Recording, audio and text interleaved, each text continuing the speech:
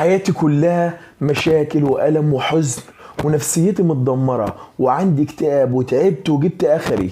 مع كل مشكلة بني حياتي بإيديا، بدمر نفسيتي وبعيش دوامة الظلم والضحية واللي حصل لي واتعلم فيا. ليه بنفضل نلف في دايرة مغلقة ما بين الألم والأفكار السلبية؟ ليه دور الضحية بيطاردني وبيمتلكني ويسيطر عليا؟ أنا هتجنن.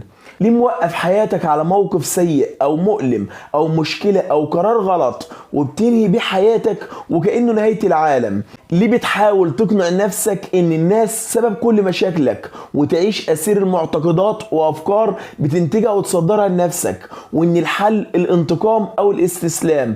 مفيش وسط. الانتقام مش هيعوضك، لا ده هيدمرك، ولا استسلامك هيوصلك لنتيجة ترضيك.